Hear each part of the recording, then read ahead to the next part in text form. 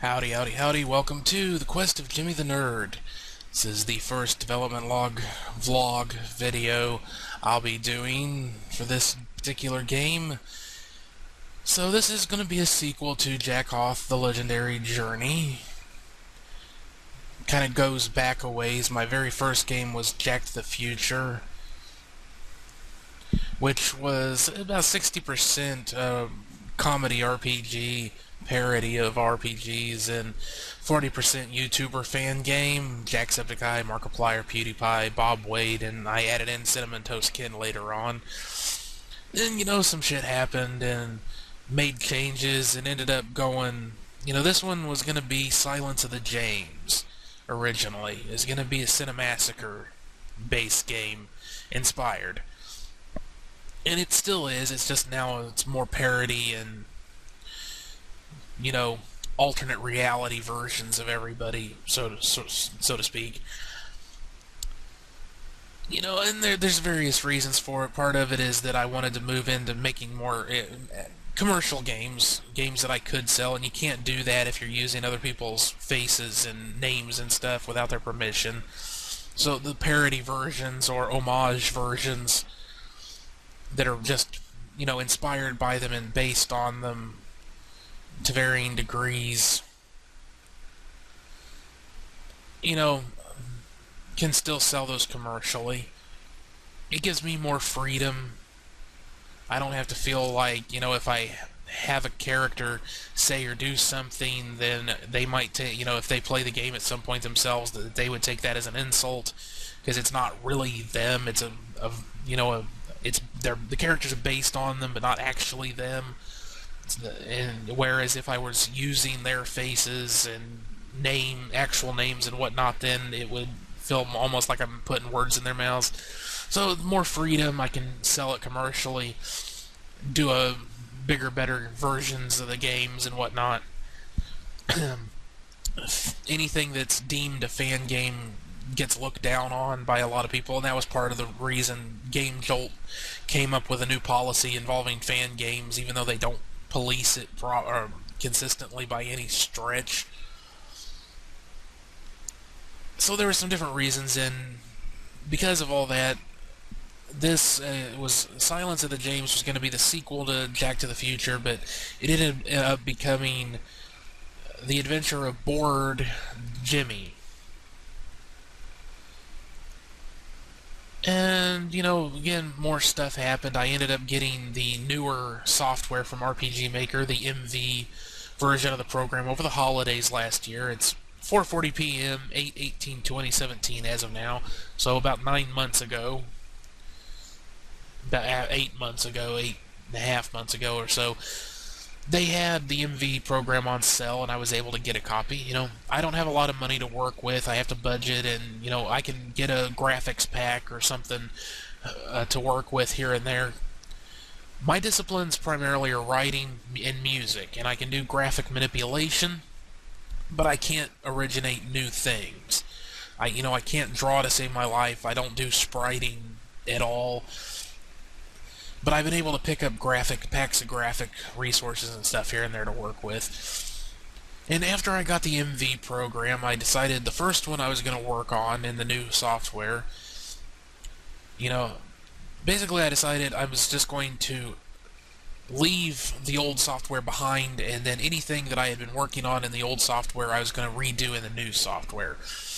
But the first one I wanted to do was to kind of go back to the beginning and redo the Jack to the Future as a new game, rebuild it from the ground up, because there had been 2 incarnations of it. One, I went, after Game Jolt made its weird policy decision, I did a remake of it, or a rework, rather. So I wanted to take all the stuff that worked from the first game, and then the rework, and then add in lots of new stuff, and expand on things, and do the combat better, and basically just make the whole game better. And that became Jack Hoth, The Legendary Journey, which I've released and done as much promotion as I personally can do for it. So I've started working on the new one, and again, various reasons, I decided I'd go ahead and do the sequel. You know, I don't really want to redo Cravenhurst Asylum, which was my second game, horror game, psychological horror game. I might redo it at some point if, you know, maybe somebody will release a graphics pack of stuff that would really work well for an asylum. But as of now, I'm content with just leaving that as its own thing in the past. Moving forward, I decided I was going to start redoing, again from the ground up, the Adventure of Bored Jimmy, aka The Silence of the James. But I decided, you know what, bored is not a good word to have in your title, so I went with The Quest of Jimmy the Nerd. So the kind of alternate reality parody version of Cinemassacre dudes. And kind of the basis of the inspiration to this is not just Cinemassacre in general. I was watching one of their videos. If you've never watched Cinemassacre, Angry Video Game Nerd and Bored James, and you know they do Monster Madness in the past. They've done lots of really cool stuff. You should check them out if you've never watched their videos. But during Monster Madness, they were having a conversation. I think they were talking about Castlevania games. I can't remember for sure, but one of them made a comment about why had no one ever done an RPG based around the classic movie monsters, like the Universal monsters. You know, we got the Monster Squad as a movie that kind of brought them all together before Universal decided they were going to try to do a Universal universe, monsters universe, that, if the first movie is any indicator, is not going to actually pan out, unfortunately, because it would have been kind of cool. But, you know, Frankenstein, Dracula, the Wolfman, the Mummy, Invisible Man, all the classic Universal movie monsters, you know, they, like I said, one of them made the comment, James or Mike, I can't remember which one, pardon me, made that comment about why had no one done an RPG based around those monsters, or, you know, classic horror movies and classic horror monsters. And it just sounded like a really cool idea to me. But I wasn't sure how to package it. You know, what's going to be the basis? Am I going to use the monsters as the characters, or is it going to be adventurers versus the monsters? You know, how am I going to package this? I love the idea, just wasn't sure how to execute it. So then I did. I think I saw that before I made Jack Hoth, or not Jack Hoth, Jack of the Future, or while I was working on that, or no, that would have been while I was working on Cravenhurst Asylum. It may have been right after I was getting ready to release it, because it would have been around Halloween time when I saw the video. So it would have been Cravenhurst Asylum. Yeah. Something like that. It doesn't really matter that much. So anyway, as I said, shit happened, and I thought, you know, originally it was going to be Cinemassacre versus the movie monsters was the initial idea, that kind of work both of those things in together. Then parody stuff, you know, the homage / parody versions of everything. So you're still going to be seeing some of that movie monster stuff worked in there. But I came up with my own backstory, which I always wanted to do. I just wasn't, you know, I needed to think of it first. And you find all this stuff out, so I'm not really giving it away. You find it all out very early in the game. So basically, Jimmy the Nerd, this game universe's version of James, is transported to the same world that Jack Hoth the Legendary Journey takes place in. You're even going to see me in the game again as the kind of the narrator. Again, it's a sequel. You're going to see some similarities. Only in the Jack game, I was the one who brought Jack to the future to do a quest. In this case, James, I don't know, you know, my character in the game, he doesn't know who's behind it. He's trying to help James, or Jimmy. He's trying to help Jimmy out. And he's been brought to a part of this fantasy world where chaos magic is just seeped into the landscape for miles and miles and miles around. And basically, whatever is in your head starts being brought to life around you. So you're going to see a lot of stuff from classic horror movies. Crescent Moon, if you watch this, I'm sorry, there's going to be a lot of puzzles because, again, it's supposed to... The characters are based on James Rolfe, Mike Matei, and other Cinemassacre people, plus Crescent, you're going to be in it, of course, as a character, plus one or two other people. I'll get to that in a bit. And both Mike and James love Zelda games, and Zelda games have puzzles. So, since that's part of the story, is that this world they're going to be experiencing is built from their own loves and fears, you're going to see the Zelda-like gameplay and other stuff mixed in with all the horror movies and music stuff. And again, you're going to get some of the pop references, the pop culture, the music, and horror movies and stuff. It's not going to be as pervasive as in the Jak game, because this one is more horror comedy. That was comedy with some darker elements. Jak Hoth, Legendary Journey. This one's horror comedy. Think along the lines of Ghostbusters, Evil Dead 1 and 2, Beetlejuice, horror comedy.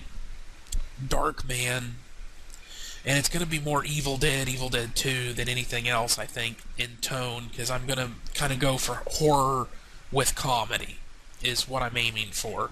Sometimes it might be a little bit more comedy, horror, just depends on the part of the game and what ends up occurring to me, the ideas that form as I'm working on the game.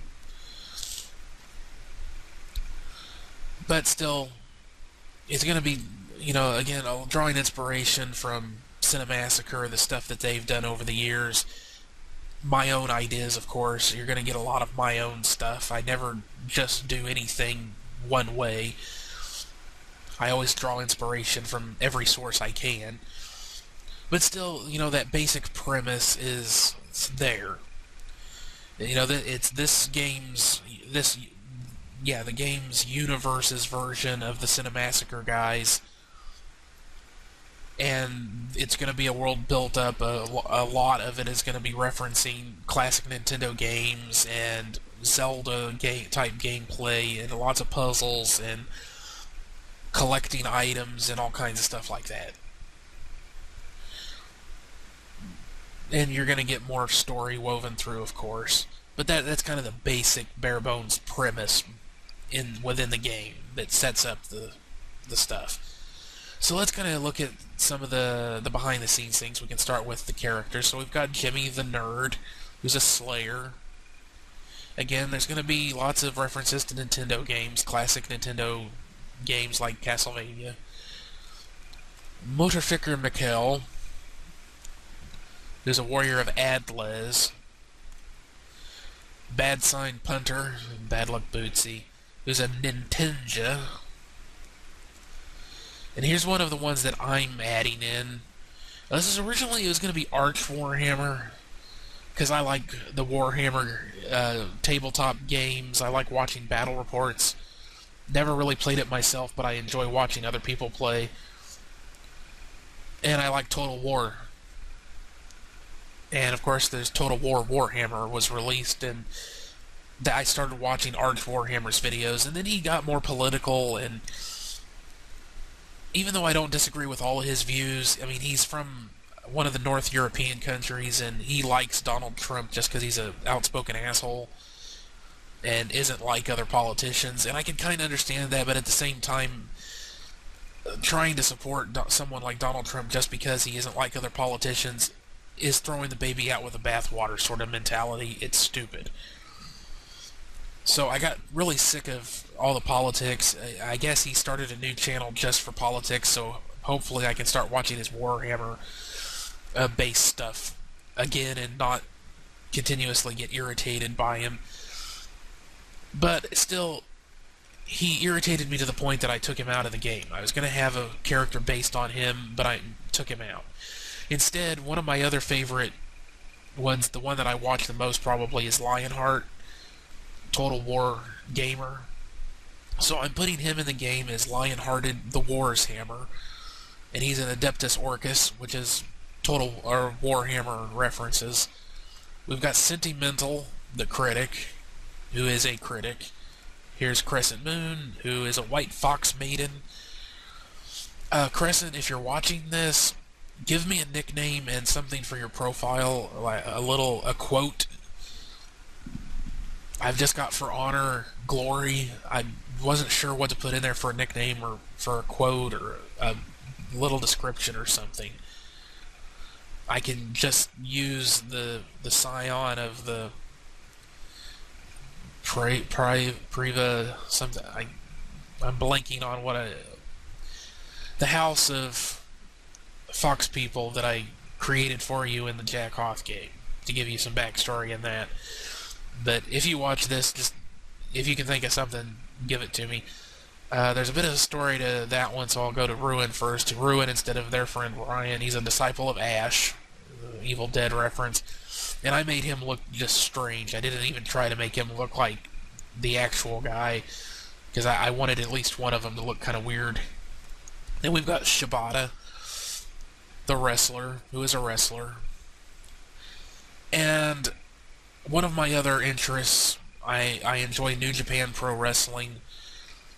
I used to watch WWF/E back in the 90s and early 2000s. I got sick of watching them because it was repetitive. You could predict everything. I was tired of Triple H. The matches weren't very good to me anymore. WCW and ECW were gone, so there was nothing else to turn to. So I just kind of stopped watching wrestling for about 12 years. I would watch indie wrestling occasionally, but I pretty much just stopped watching wrestling for about 12 years. Then 2015, I started watching the G1 Climax Tournament, New Japan Pro Wrestling, because I had always heard it was a great show, or a tournament, great tournament for pro wrestling, because I'm a ring action guy. You know, the soap opera stuff doesn't really interest me that much. I like what they do in the ring. You know, they tell me good stories in the ring. That's what I want to see. And New Japan mostly does that. And one of my favorites, Shibata.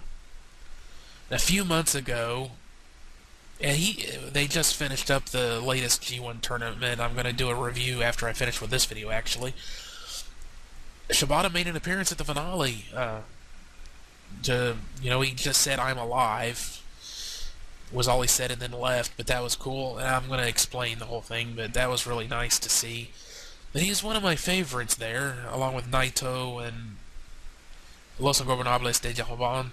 Los Ingobernables de Japón. And some of the other guys that are there. I like Togi Makabe. Taguchi is usually pretty fun. I like Toriano. You know, I like most of the guys. Kushida, I like most of the New Japan guys. Some of the Bullet Club guys. Omega, I enjoy his matches. Not one of my favorites, though. But anyway, Shibata had a world title shot against Okada a few months ago, and for some stupid-ass reason, they did a spot which was just a sickening, unprotected headbutt. I mean, anybody, if you think that pro wrestling is fake, and all pro wrestling fans know that it's planned out or scripted, or they improvise things working together in the ring depending on who it is and the style they work. But if calling it fake is so fucking disrespectful. And this is a perfect example. Go and watch this fucking headbutt, and then understand that what you're seeing is a man almost killing himself. Because what happened is that they do this spot, and it is just they mic the ring in New Japan so you can hear the impacts. You can hear them slapping each other and hitting each other, and the impact on the mat, which is canvas over plywood, actually. So you can hear it all. But you just hear this sickening fucking thud of skull on skull with his headbutt, and then blood starts trickling down Shibata's forehead. They finish the match, and then he's stumbling to the back. They call that selling. Or at least that's what you think it is. You know, selling is they're acting hurt to sell the story, to complete the story that they're telling you. So you see him stumbling to the back, and you actually, if you watch this, when I was watching it live, I was like, is he just selling or is he actually hurt? Because he doesn't look like he's just selling. And it turned out he wasn't, because he collapsed as soon as he got past the curtain and had to be rushed to the hospital and have emergency surgery. He was experiencing paralysis down one side, almost died, and his career could be over. All because of this stupid fucking headbutt. So it's one of those situations, and the crowd was on fire for him, too. So, I mean, he went from being in a match that showed proof positive he was ready for a main event run, a run in the main event scene, possibly a world title run, to possibly his career is over like that because of one stupid spot that really didn't need to be done. So, kind of stumbled over myself there. Mixed feelings about the whole thing. I'm glad to see that he's doing all right. He was moving around. I guess the paralysis has mostly gone away, so he wasn't doing too bad. It looked like he was okay. Still don't know if he'll ever be able to, perform again. I'm still kind of angry at him for doing such a stupid spot, but it's sad that one of my favorites is potentially had his career shortened and ended so prematurely. But I still wanted to kind of do an homage to him, and I'm just using his name, and it is pretty much him. I don't know why anybody would have a problem with it, because it's just a tribute, really. So that's who Shibata is. A little bit of a longer story there to explain that, but that's who Shibata is. I just told you their classes. I'm not going to go into details on that too much yet. Skills, I've just started putting skills in. So far, I'm just working on some spells. Fire and ice I've done so far. Don't read anything into that. That's just the first two elements on my list. So you're going to see similar spells or even same spells from Jack Hoth because it is a sequel, but I'm adding in some new stuff, some new mechanics. We're going to have area of effect spells, so instead of just targeting enemies or targeting all enemies, you're going to get some different targeting capacities. I'm probably going to go ahead and add some more to these. Right now I'm just trying to get the basics built up. Skill types, every element is going to have its own skill type. Whatnot. I've got my action effects over here, and I'm going to be doing some new ones of those too. Items, so far I need to change. I still need to change a lot of stuff here, but like I said, I'm just starting to fill this stuff in. Items, I just transported over most of the stuff from the Jack Hoth game that I wanted to preserve. I probably will change names, maybe expand on this a little bit. I'm not sure yet. They've already got all their weapons. I've made those. Armor, I just transported them over from the Jack Hoth game because I like the selection of armor I came up with. These are supposed to be more skill-based games than gear-based, so I wanted to keep it simple, but some selection. That's what I got with this, so I don't really feel any need to change it. I ran into some issues with the Jack Hoth game and the RPG Maker community, because apparently default settings hurt them deep down inside their sensitive little souls. To me, it's stupid to take it that seriously or to get that worked up over it. I mean, if it's dodge instead of evasion, I've gone through and changed everything. I'm being kind of snarky right now, but, it just seems really stupid and fanboyish to me. If it's evasion or dodge, what difference does it make? I put mojo in instead of luck, accuracy instead of hit rate, sissy out instead of escape, munchies instead of items. I just changed everything. Sometimes a little sarcastically, like instead of weapon, I put in hurty things.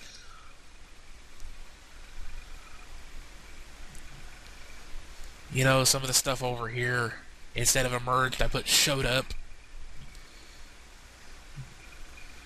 Won like a boss instead of was victorious or whatever. Screwed the pooch instead of was defeated. I changed a few things here and there. Left other stuff that I didn't feel needed to be changed alone. Types. We're going to be getting quite a few different types. There's quite a few different elements involved. Like I said, all of the different elements that need, or that I want, that have spells, are getting their own skill type, so I can, different characters are going to be able to access different types of spells. Like Jimmy is going to be able to use fire, light, and life spells, or vitamantic spells, whereas some will only be able to use, I still need to put in buff, debuff, and that stuff. Some different characters will have access to different types of spells. We've got different weapon types, equipment types, weapon and shield, helms instead of head, body armor, accessory. I just, there's not really a better word than accessory for what that is, because it is what it is. Token, I'm bringing back the difficulty system from Jack Hoth because I like that system. So you'll have your difficulty level tokens you can put in if you want to. Artifacts are going to be their own thing. Then I'm putting in some collectible stuff. These will give you stat boosts, but just small ones. It's kind of a nod to MMO games or RPGs that give you things to collect. So there's going to be pets, stones, and talismans you can collect. Terms, I already did that. Let's go to system. So again, default noises, I just overwrote the ones that were already there with new sounds. And again, this sort of thing, to me, it just seems so stupid to get worked up over it being a default boop instead of a new beep. But I went ahead and changed them anyway, just so I don't hurt the poor little babies.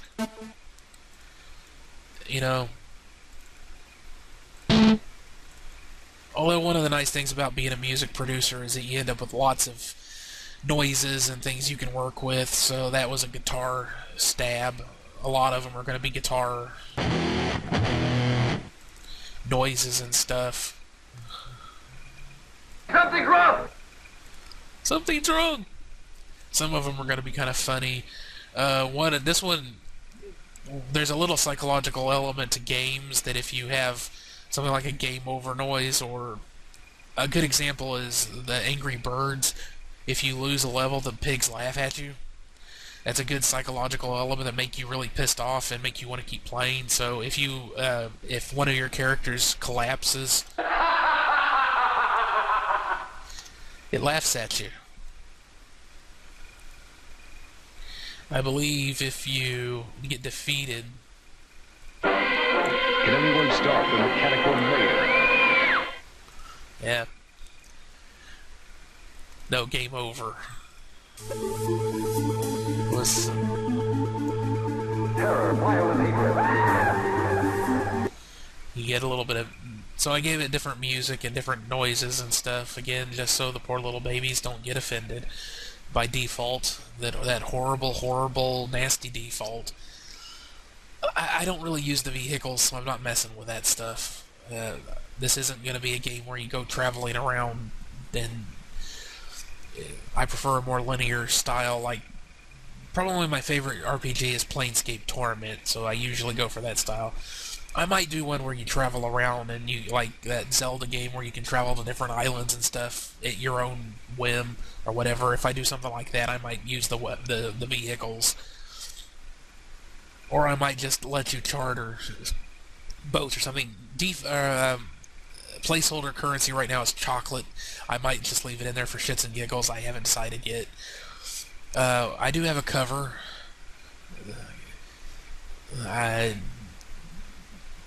My main disciplines, if I haven't mentioned it, writing, music, graphic manipulation. Jack Off the Legendary Journey, I just wanted something simple, so I just used a couple of the ones that come with RPG Maker MV and spliced them together and messed around with them. then put that on there. Apparently doing that is offensive too, somehow. But anyway, this is just a couple of stock images of forest that are kind of creepy with some filters and color effects, and there's some spooky imagery layered in there just to kind of set a tone. I haven't settled on the name yet. If you're still watching, thanks for sticking with me through the video. If you're not watching this on YouTube, come to the channel. And if you have any ideas for the title, right now the Quest of Jimmy the Nerd seems a bit clunky to me. It's not bad, but it's a bit clunky. I thought Jimmy the Nerd's Quest, maybe. But if you have any ideas for titles that would be good, that's, you know, kind of get the same thing across, but are more snappy and roll off the tongue a bit easier, let me know. Because I can always change it. I still have the file. I use GIMP. It's a graphic editing program. So, animations, I'm going to be putting in some new animations, but I'll still use the default animations as I need to. I'm not going to, you know, the default stuff, there's 120 default animations. Most of them are pretty good looking, so I'm not going to get rid of all those just because they're default stuff. But I'm planning to add in some new ones too. There's a pack of animations, the quintessential elements or something like that, that is for sale that I'm thinking about getting because I like the look of those. They'll add some different stuff that I can play with. States, we've got most of the same states, or all the same states so far from the Jack-Off game. There's going to be more. Some of this stuff is just going to be deleted out because I don't need it anymore. But I'm using the Rowan Formations plugin, and I'm actually using it properly instead of just for aesthetics. In Jack-Off, I put it in for an aesthetic choice if the player wants to move the characters around where they situate on the screen. This one, it's going to actually come into play as part of the combat. So, yeah, I'm going to be adding in new states and stuff as I need to. I haven't really done enemies at all yet. That pretty much covers everything. Skill-wise, there's going to be a lot of spells to choose from. Like I said, most of the characters are going to be able to use at least one category of spells, if not more than one. There's going to be a couple of characters that can use all the spells. And, you know, so far I've only got 8 for each element, but that, you know, that as many elements as there are, you know, that's so 8, 16, 24, 32, 40, 48, 56, yeah, 64, 72. I don't know if there will be that many fear spells. You know, there's going to be a pretty substantial number of spells just by the elements, and then there's going to be debuffs and buffs and status effect spells, and there's going to be a pretty substantial selection of stuff. There's going to be necromantic spells and demonic magic, which will be mostly enemy magic, of course. The vitamantic will be your healing spells and everything. There's going to be a good selection of those. A silver, stellar, those are mostly like racial types rather than elements. But within the game mechanics, it works the same. It just depends on how you use it with your,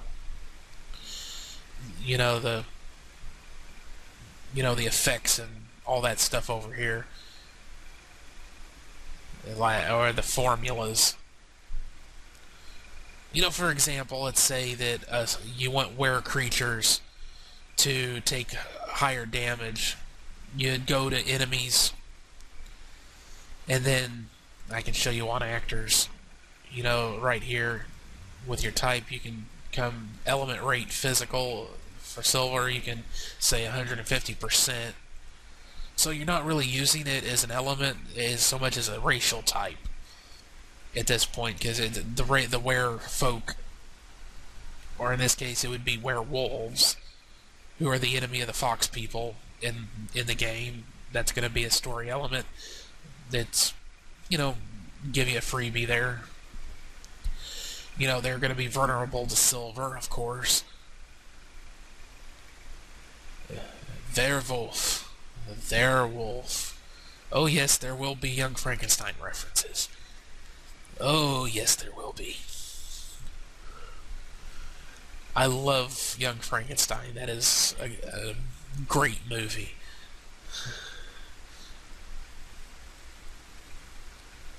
So I think that covers everything and then some. I've just been testing out things. I can show you... Well, no.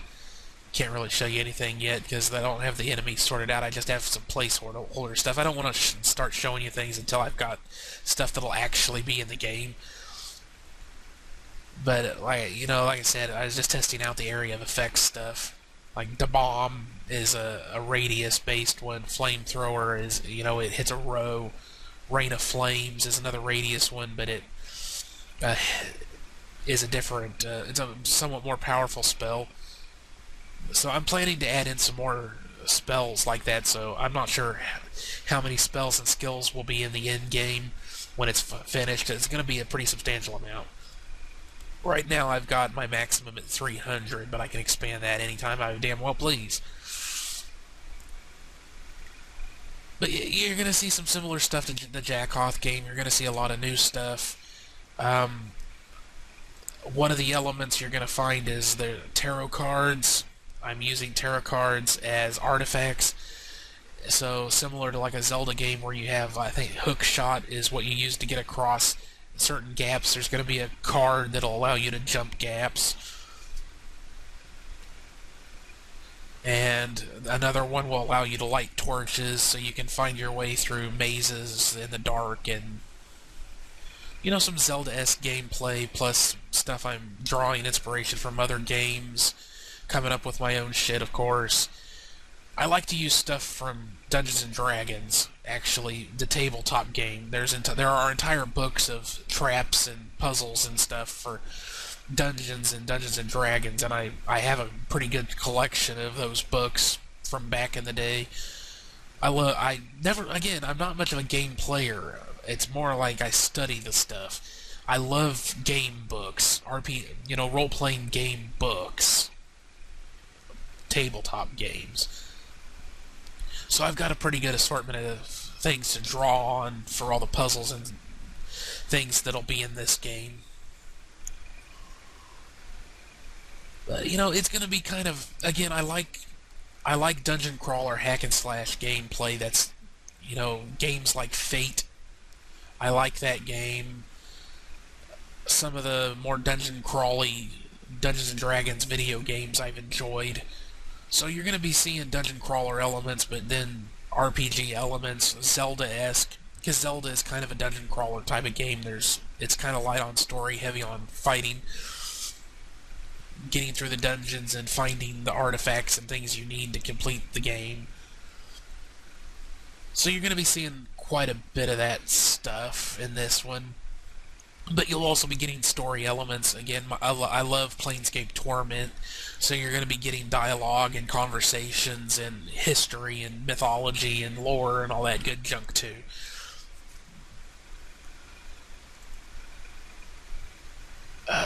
So yeah, I mean, Jack Hoth is the Legendary Journey is more of just a really weird, strange journey type of game. This one is going to be more RPG. You're still going to get the comedy. It's horror comedy, and the references are going to be in there, but it's still going to be a lot more RPG than Jack Hoth the Legendary Journey was. It's more classic RPG in style, I should say. So if the Jack Hoth game, you check that out at all and it wasn't your cup of tea because it was just too much of a deviation from classic RPG play, this one's probably going to be more your style. And again, Crescent Moon, if you've been watching through this whole thing, and I know you don't like puzzles, but I like to change things up from game to game, and like I said, the whole tie into the Zelda series, and it always has lots of puzzles. it's kind of a necessity. Personally, I'm not a fan of puzzles in RPGs either, but again, I would feel remiss not to have them in there, and I did want to do something different with this game beyond just the horror comedy shift in tone and some of the other stuff. A lot of the puzzles, it's going to be simple, movement type things. You won't be able to get into certain areas until you find the card you need that gives you the power to, break through the walls, or, there's going to be a lot of Zelda elements. Hopping gaps, breaking through walls, climbing things, that sort of stuff. So there's going to be movement puzzles. Some of it is just going to be real simple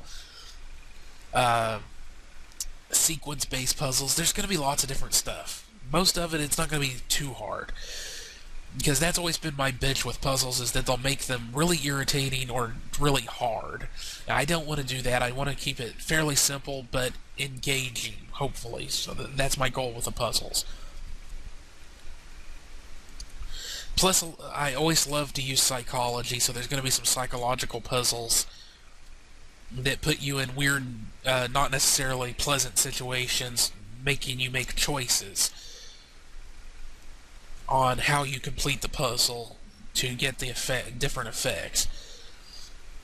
Some of them are going to be a little comedic, because, you can't do horror comedy without the comedy in there. But it's going to be an interesting game, and I think I've covered everything I've been working on so far. I'll do another video to update when I'm ready to, when I've gotten some more stuff done. So, thanks very much everyone who watched. We'll see you on the next one. Bye-bye.